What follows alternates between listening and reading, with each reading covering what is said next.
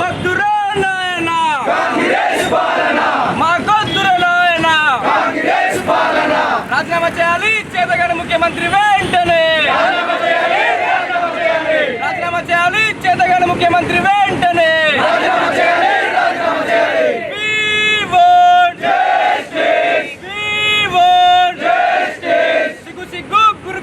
విద్యార్థుల మరణాల సిగ్గు గురుకులాల్లో విద్యార్థుల మరణాల న్యాయం చేయాలి బాధిత విద్యార్థుల కుటుంబాలకు వెంటనే న్యాయం చేయాలి బాధిత కుటుంబాలకు వెంటనే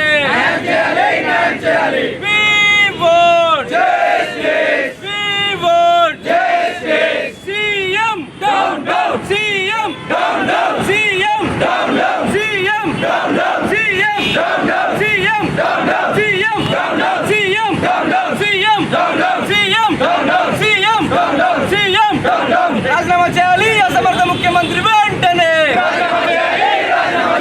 రాజీనామా చేయాలి అసమర్థ ముఖ్యమంత్రి. నమస్తే అండి, మీ పేరు? Prithvi, ABVP state joint secretary. Okay, అంటే ఎప్పుడు జరిగింది ఇది? ఈ కాంగ్రెస్ ప్రభుత్వం వచ్చిన తర్వాత దాదాపు 50 మంది గురుకుల సంక్షేమ హాస్టళ్ల విద్యార్థులని పుట్టన పెట్టుకొని ఈరోజు కాంగ్రెస్ ప్రభుత్వము శునకానందం పొందుతూ ఉంది. కనీసం కాంగ్రెస్ ప్రభుత్వం రాష్ట్రంలో ఏర్పడి సంవత్సర కాలం కావస్తున్నా ఇప్పటికీ విద్యాశాఖ మంత్రి నియమించకపోవడము చాలా సిగ్గుచేటు, చాలా దురదృష్టకరం.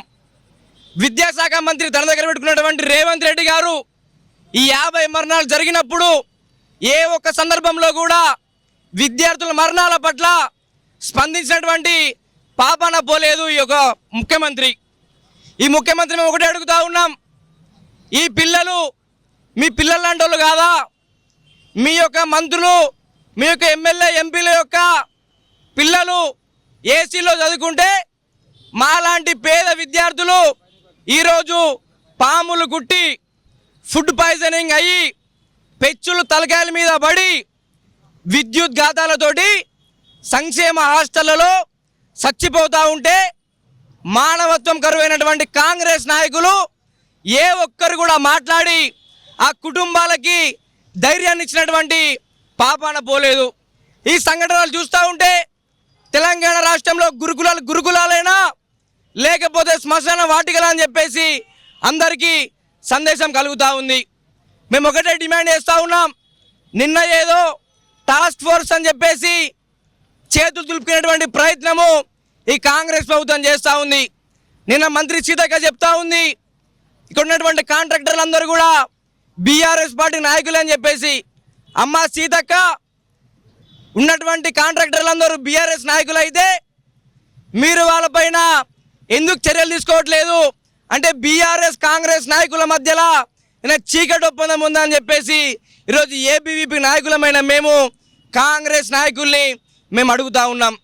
ఇంతమంది చచ్చిపోతుంటే రేవంత్ రెడ్డి గారు పదే స్పెషల్ ఫ్లైట్లో ఢిల్లీకి పోయి సోనియా గాంధీ దగ్గర సాష్టాంగ నమస్కారం పెట్టి, అమ్మ తల్లి సోనియా గాంధీ నా యొక్క ముఖ్యమంత్రి పోస్టుకి ఎసరు పెట్టక తల్లి అని చెప్పేసి అడుగుతుండే తప్పితే చనిపోయినటువంటి విద్యార్థుల దగ్గరికి వెళ్ళి సంఘీభావం తెలిపినటువంటి సిగ్గులైనటువంటి ముఖ్యమంత్రి రాష్ట్రంలో మనకున్నాడు.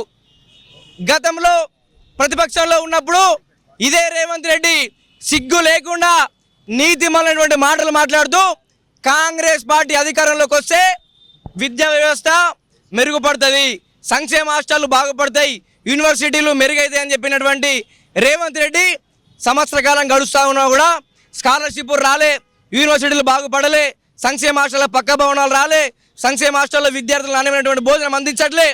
ఇవన్నీ చేయనటువంటి ముఖ్యమంత్రిగా నువ్వు ఈ తెలంగాణ రాష్ట్రానికి అన్ఫిట్.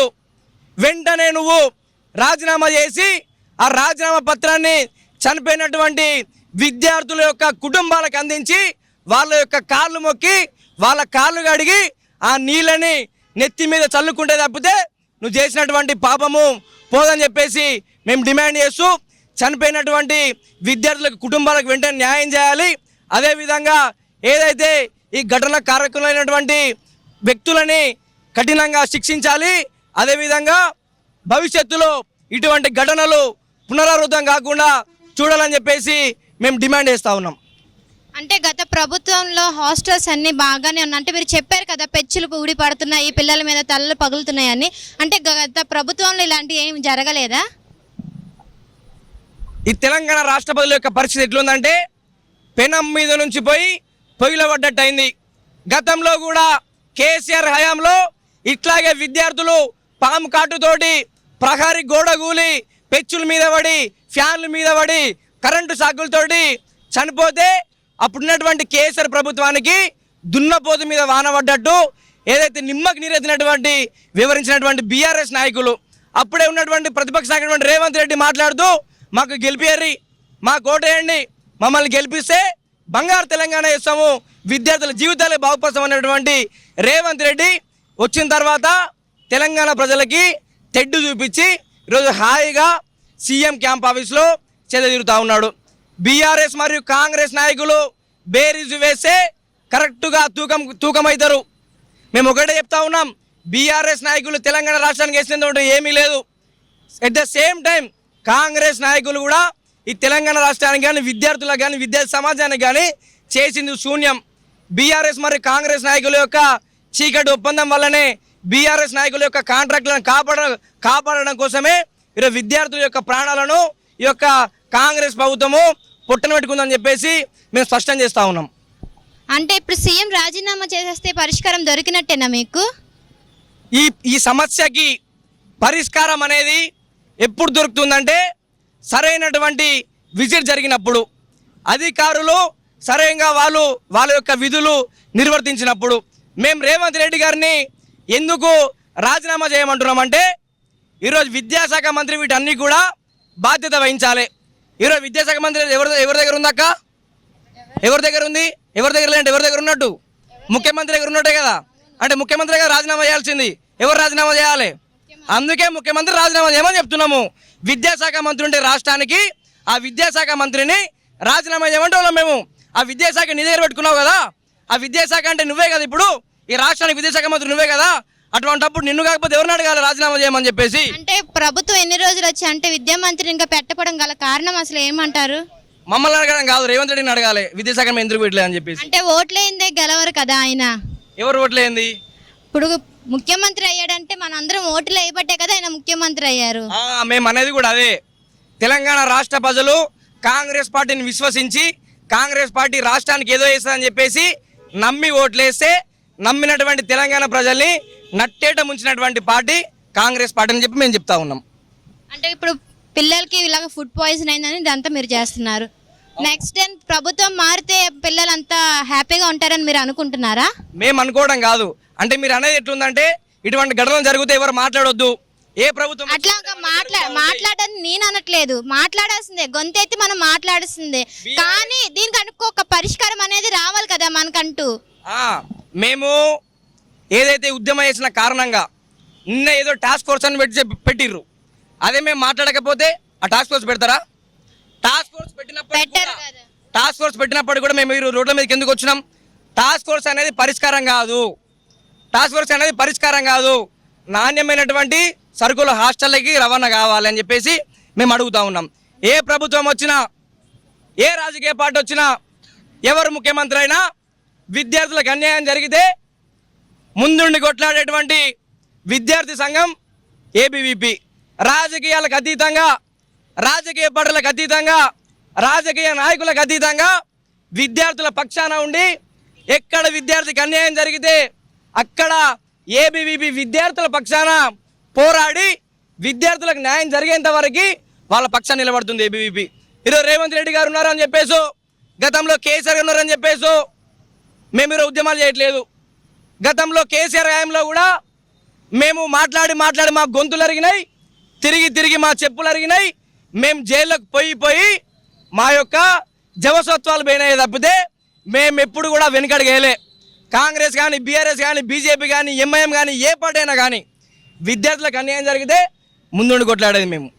ఖచ్చితంగా ఉండాలి. విద్యార్థుల కంటే ముందు పెద్ద దిక్కుగా ఉన్నారు, చాలా హ్యాపీగా ఉంది. ఎందుకంటే వాళ్ళు మాట్లాడకపోలేరు కాబట్టి. సో వాళ్ళ బదులు మీరు మాట్లాడుతున్నందుకు నాకు చాలా హ్యాపీగా ఉంది. ఖచ్చితంగా వాళ్ళకి న్యాయం జరగాలని కోరుకుంటున్నాను.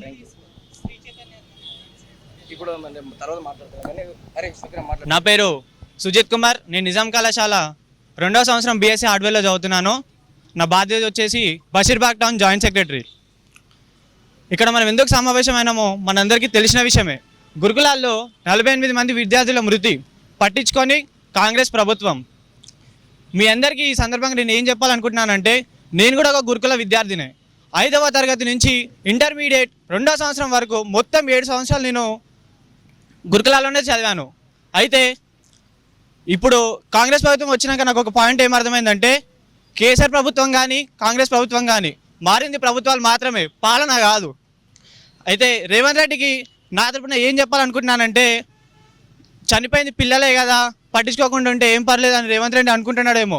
అదే గవర్నమెంట్ ఎంప్లాయీలు కానీ సినిమా ఎంప్లాయీలు కానీ ఎవరైనా చనిపోతే ధర్నాలు, రాజకీయ ధర్నాలు ఇవన్నీ చేస్తారు. పిల్లలు చనిపోతే పట్టించుకోవట్లేరు. ఎందుకని రేవంత్ రెడ్డిని ప్రశ్నిస్తున్నాం. అయితే నా తరపున ఏం డిమాండ్ అంటే, పిల్లలే కదా అని పట్టించుకోకుండా ఉన్న రేవంత్ రెడ్డికి ఒక్కటే చెప్తున్నా, మేమంతా కలిసి చిన్న పిడికిలే కావచ్చు, కానీ మేమంతా కలిస్తే ఒక దేశపు జెండాకున్న పొగరుందని రేవంత్ రెడ్డికి సభాముఖంగా చెప్తున్నాను. అఖిల భారతీయ విద్యార్థి పరిషత్ ఆధ్వర్యంలో ఇక్కడ మృతి చెందినటువంటి 51 మంది విద్యార్థులకు వారి ఆత్మలకు శాంతి చేకూరాలని వాళ్ళ కుటుంబాలకు సానుభూతి తెలుపుకుంటూ క్యాండిల్ ర్యాలీ తీసుకుంటూ వచ్చినాం. అయితే తెలంగాణ వచ్చిన తర్వాత బీఆర్ఎస్ ప్రభుత్వం కానీ కాంగ్రెస్ ప్రభుత్వం కానీ పేద పిల్లలు, పేద ప్రజలు, బడుగు బలహీన వర్గాల ప్రజల యొక్క రక్తాన్ని పీల్చుకొని తింటున్నారు తప్ప వాళ్ళకు చేకూరింది ఏం లేదు. గత ప్రభుత్వంలో కేసీఆర్ ప్రభుత్వం ఏదైతే తన మొండి వైఖరిని వహిస్తూ గురుకుల సంక్షేమ హాస్టళ్లకు కానీ ప్రభుత్వ ప్రైవేట్ కళాశాలల్లో జరుగుతున్నటువంటి హత్యలు, ప్రభుత్వ హత్యలు పట్టించుకోని కారణంగా తెలంగాణ ప్రజలందరూ కూడి ఆ ప్రభుత్వాన్ని గద్దె దింపి ఇవాళ రేవంత్ రెడ్డి ప్రభుత్వాన్ని ఎక్కించారు. ఆ రేవంత్ రెడ్డి ప్రభుత్వం సంవత్సర కాలం గడుస్తున్నప్పటికీ విద్యా వ్యవస్థ పైనటువంటి కనీస రివ్యూ చేయకుండా, విద్యా వ్యవస్థలో ఉన్నటువంటి చీడపురుగుల్ని తీసివేయకుండా, ఎవరైతే కాంట్రాక్టర్లు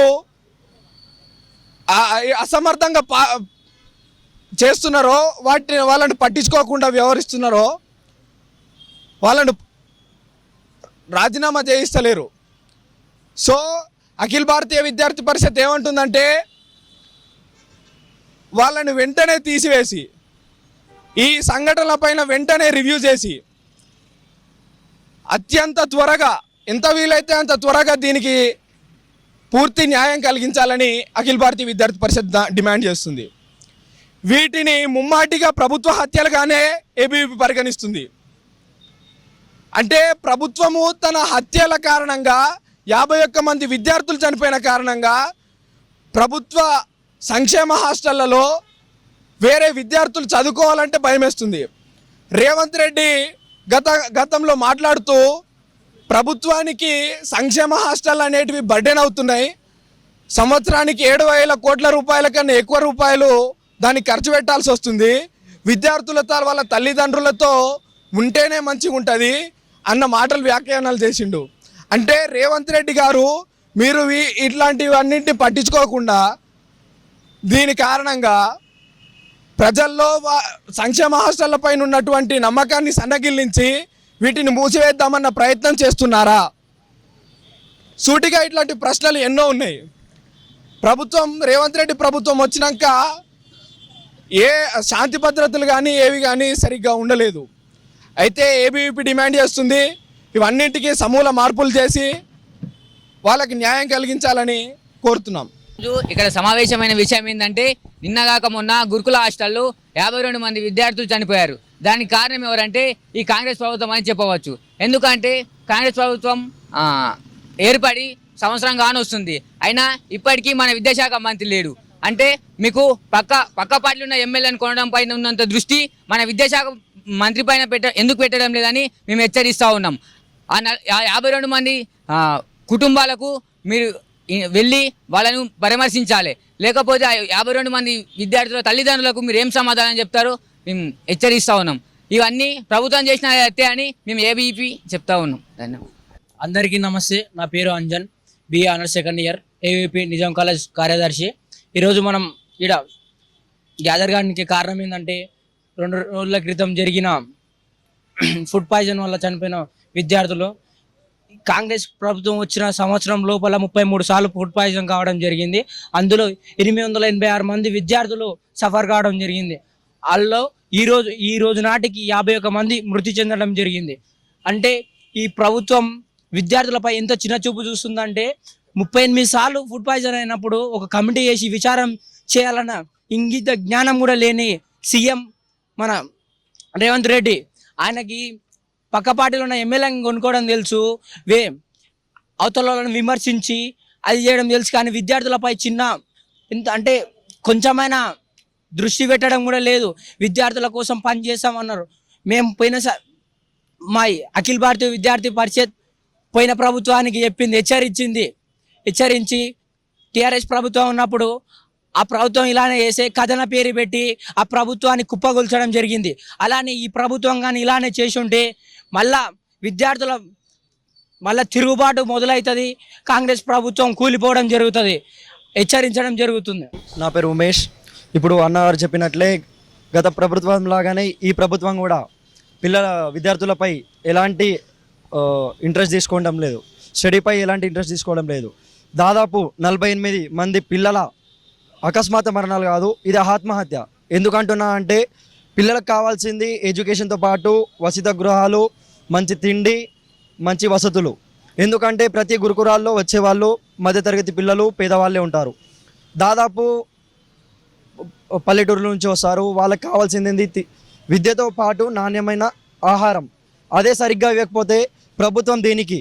మనం ఓటు వేసినందుకు ప్రభుత్వం ఏం చేస్తుంది? అసలు ప్రతి ఓటుకు మనము ప్రశ్నించాలి. ప్రజల్లో కూడా ప్రశ్నించే తత్వం తగ్గిపోయింది. ఇప్పుడు దాదాపు 48 పిల్లలంటే ఆషామాషి కాదు, 48 పిల్లలు. అలాగే ఏ ఒక్క పార్టీలు కూడా అలాగే ఏబీపీ ఈనాడు ప్రశ్నిస్తుంది, ప్రభుత్వాన్ని ప్రశ్నిస్తుంది, గత ప్రభుత్వాన్ని ప్రశ్నిస్తుంది, ఈ ప్రభుత్వాన్ని కూడా ప్రశ్నిస్తుంది. ఏం చేస్తుంది? అసలు 48 పిల్లలు చనిపోతే, ఫుడ్ పాయిజన్ అయితే ఎలాంటి ఇన్వెస్టిగేషన్ లేదు, ఎలాంటి చప్పుడు లేదు. అసలు మీకు కనిపిస్తుందా అంటున్నాం. ఎందుకు? పిల్లలకు ఓటు హక్కు లేదనా? పిల్లలు ప్రశ్నించే హక్కు లేదనా? వాళ్ళకు ప్రశ్నించే గొంతుగా ఏబీపీ ఈరోజు మారింది. ఏ ప్రభుత్వం ఉన్నా ప్రశ్నిస్తుంది, నిలబడుతుంది. అలాగే ప్రతి చనిపోయిన పిల్లల కుటుంబాన్ని కూడా నేను ప్రశ్నిస్తున్నాను. మీకు అడిగే హక్కు ఉంది, ఎందుకంటే వాళ్ళు మీ పిల్లలు, మీరు ఓటేశారు. ఈ ప్రభుత్వానికి ఓటేశారో లేదో తెలియదు, కానీ మన ప్రజాస్వామ్య ప్రభుత్వం ప్రశ్నించే గొంతు మీరు అవ్వాలి. ఎందుకంటే నేడు మీ పిల్లలకు జరిగినట్టు వేరే పిల్లలకు కూడా జరగవచ్చు. దాంట్లో మా తమ్ముళ్ళు, మా అన్నలు, రేపటి భవిష్యత్తు గల పిల్లలు కూడా ఉండవచ్చు. నేను ఒకటే కోరుతున్నాను అందరికీ, ప్రశ్నించే గొంతు ఉన్నప్పుడే ప్రభుత్వాలు మారుతాయి, వాళ్ళ వైఖరి మార్చుకుంటుంది. మీరు మౌనంగా ఉన్నప్పుడు వాళ్ళు కూడా ఇలాగే మౌనంగానే ఉంటారు. మౌనం అర్ధాంగీకారం అవ్వకూడదు, ప్రశ్నించాలి. ప్రతి ఒక్కరిని కోరుతున్నాం. నేను కూడా 12వ తరగతి వరకు రెసిడెన్షియల్ స్కూల్లో చదువుకొని వచ్చా. ఇప్పటి వరకు 51 మంది చనిపోయారంటే కారణాలు మనం తెలుసుకుంటే, అప్పుడు నేను రెసిడెన్షియల్లో ఉన్నప్పుడు ఈ ఫుడ్ అనేది ఫుడ్ బడ్జెట్ 2001లో తమిళనాడులో స్టార్ట్ అయింది మధ్యాహ్నం భోజనం. అప్పుడు తమిళనాడు తర్వాత కేరళ, కర్ణాటక ఇలా స్టార్ట్ అయిన తర్వాత సుప్రీంకోర్టు 2004లో ప్రతి రాష్ట్రంలో ఈ ఫుడ్ బడ్జెట్ కేటాయించాలని చెప్పింది. అప్పుడు 2004లో మన తెలంగాణలో కూడా ఒక విద్యార్థి చొప్పున ఒక పూటకి 2 రూపాయలు కేటాయించారు. అప్పుడు మన రాష్ట్ర బడ్జెట్ 19,000 కోట్లు. ఇప్పుడు మన రాష్ట్ర బడ్జెట్ చూసుకుంటే 3 లక్షల కోట్లు.